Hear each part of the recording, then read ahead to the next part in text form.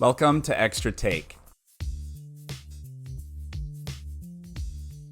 Well, this is a pretty big topic, but if Jared Kushner can be appointed to solve this problem, then I can at least make a video about it. I'm not going to focus primarily on what the government should do or what the military should do. This is not meant to inspire strategic leaders, it's meant to investigate the way we think about topics. That's what I'm always trying to do here. The ideas for defeating terrorism that I suggest come from the actions and attitudes of ordinary people. Now, it's true that governments have a huge role in these things. Education is one of the solutions I propose, and the state can prevent education to women or censor what is allowed to be taught, but ultimately it is up to the people to decide what they will learn and if they want to. My three big solutions are education, democracy, and the controversial solution, acknowledge it but don't overreact.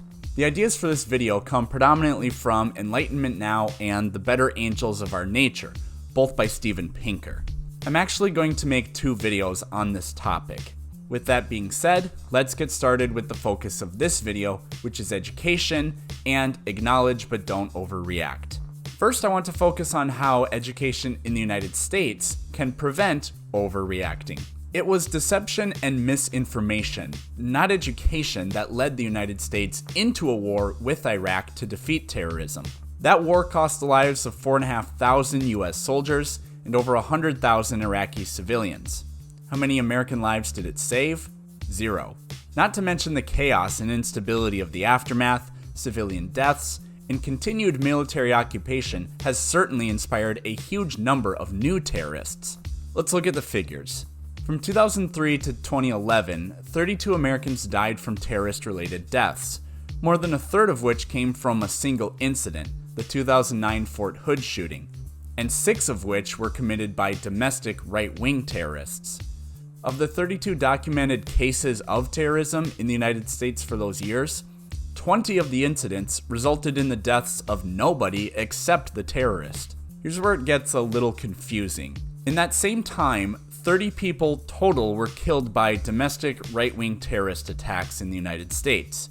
For some reason, only 6 of those 30 deaths overlap with the previous number of 32 terrorist-related deaths, and I'm not sure why that is. Terrorism, though, is seen as a global threat. It's something that people from other places do to us. But almost every single terrorist attack from 2003 to 2011 was domestic. The previous decade doesn't show any evidence of existential threats from terrorism either. From 1990 to 1999, 26 people were killed from terrorism if we exclude the 168 killed in the Oklahoma City bombing, which was perpetrated by a domestic terrorist.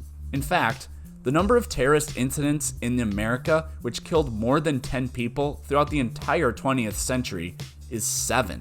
Even if we pick a recent year in which terrorist-related deaths were up, the facts still don't paint it as an existential threat. In 2015, 44 people were killed by terrorism in the US. Meanwhile, almost 16,000 were killed by homicide. You are 356 times more likely to be killed by an American than by any terrorist, domestic or not. But is terrorism an existential threat elsewhere in the world? Well, no. The number of global deaths from terrorism in 2015 was 38,422, but this includes deaths in civil wars. Excluding those, the total was not even 12,000. Americans killed almost 4,000 more of their own people than all of the terrorists on the planet did that year. I'm sorry to bombard you with figures, but what I meant by education as it relates to this topic is to realize that terrorists aren't the threat that we might think they are. That's what the figures actually tell you. Not a single terrorist movement in the world since the 1960s has attained their strategic goals. Terrorism doesn't even often have strategic goals. It's not military action, it's political theater, and it is mostly carried out by bumbling imbeciles. Terrorism is not carried out on the behalf of any government or group, but by an ideology, which is subjective. Terrorists are often their own worst enemies to obtaining any goal. The vast majority of victims of Islamic terrorism are Muslims. But the theater and trauma that terrorism can inflict does have the power to make us suffer the wrath of our own actions. The Iraq War is a perfect example. While this one is not terrorism, it makes a similar point. 2,403 people were killed in the bombing of Pearl Harbor. Of the 21 ships that were damaged, 9 never sank and were repaired, and of the 12 that sank, 7 of them were resurfaced, repaired, and used in World War II. This was a coordinated attack on an enemy that was completely unprepared, and they still failed epically. Going to war with Japan was the correct thing to do, just as going to war with Nazi Germany was. But 110,000 brave people who responded to the call of duty lost their lives, not to mention the nuclear bombing of innocent civilians. To call this an overreaction, or at least unbalanced, isn't completely unfair. In recent years, because of our blindness to the reality of the issues, we have done ourselves more harm than good in our response to terrorism. The Iraq War did not result in a net benefit for the United States. I know I'm talking from the advantaged position of the future. There were decisions that were made that had good outcomes. There were decisions that had bad outcomes. But there were many significant decisions that should never have been made. And our continued ignorance of domestic terrorism, especially right-wing, has obviously been bad for the country. We continuously focus our efforts elsewhere, rather than dealing with more dangerous issues that really are in our own backyard. It's a terrible irony, but we are more so the victims of our response to terrorism than to terrorism. A former White House counterterrorism official wrote an essay in 2005 in The Atlantic that predicted the collapse of the United States economy by constant terrorist attacks by 2015. Of course, that didn't happen. And it didn't happen because of the Department of Homeland Security. It didn't happen because it was never going to happen. I liken this to preparing for a zombie apocalypse. You rack up a huge amount of debt obtaining the tools you think you need to defend yourself. You interrogate everybody you think is a threat. You put up surveillance everywhere, eliminating anybody's privacy. Your tunnel vision leads you to neglect other problems that are currently happening in order to fight the apocalypse you know will come someday. But then it never happens. The vast majority of people didn't think that the United States would be defeated by terrorism. While 9/11 was the worst attack in US history, it did not collapse the economy or threaten the future of the country in any way. In fact, it produced probably the greatest amount of unity we have seen since that time. And not the unity to kill Osama bin Laden, but the unity that we are all in this together, and that our country is an idea that cannot be destroyed. Now I want to shift to attacking terrorism at the source, through education. Education is the most powerful force that the population can possess. It's more powerful than bullets and bombs. Education has such a wide range of effects that I could simply say it is the only thing we need to defeat terrorism. We know that education is one of, if not the single most significant predictor of civil war and democracy. The more educated a country is, the less violent they are, and the more democratic they become. Why is this? Well, we can't say for certain what education does because you can't witness it happen, but we have plenty of good ideas about it. What we know is that it matters what kind of education you receive. In Spain, where education was controlled by the Catholic Church, the country suffered greatly economically until the turn of the 20th century.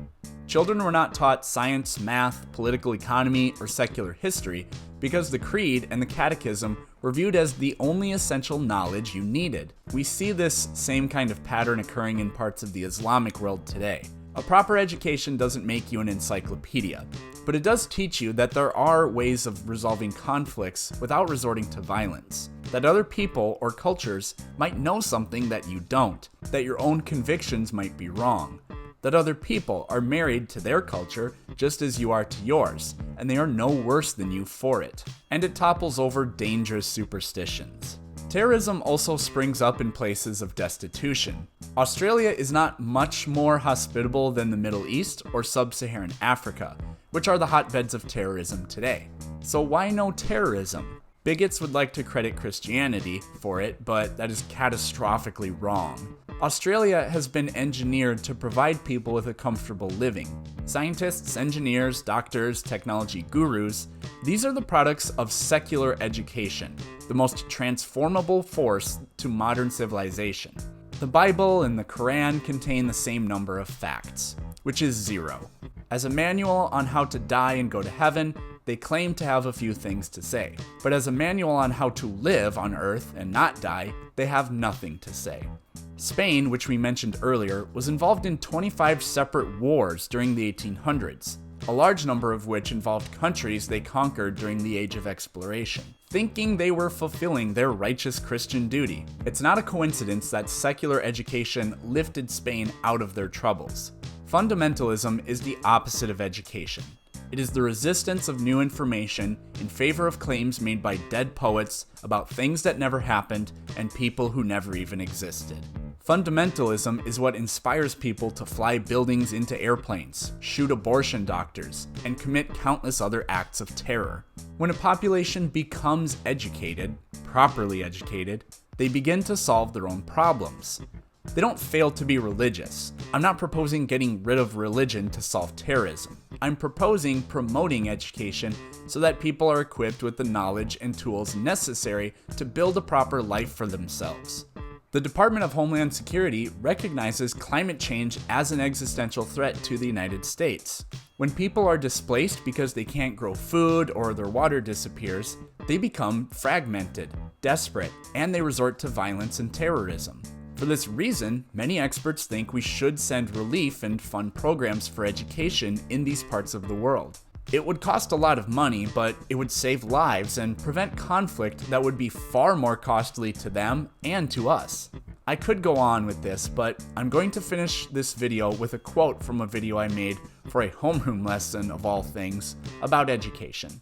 Homo sapiens have existed on Earth for something like 250,000 years. For almost all of that time, people died young, had virtually no possessions or money, were embroiled in pointless and violent conflict, were at the mercy of microbes and the climate, and had to work very hard all day just to have food to eat, clothes to wear, and shelter. And we didn't know anything. Think of the access to information that you possess. A typical high school science textbook contains more knowledge than the entire world possessed 500 years ago. You will learn more just in high school, if you pay attention, than 1,000 people living 1,000 years ago could have learned in 1,000 lifetimes. That is your most powerful tool, make no mistake about it.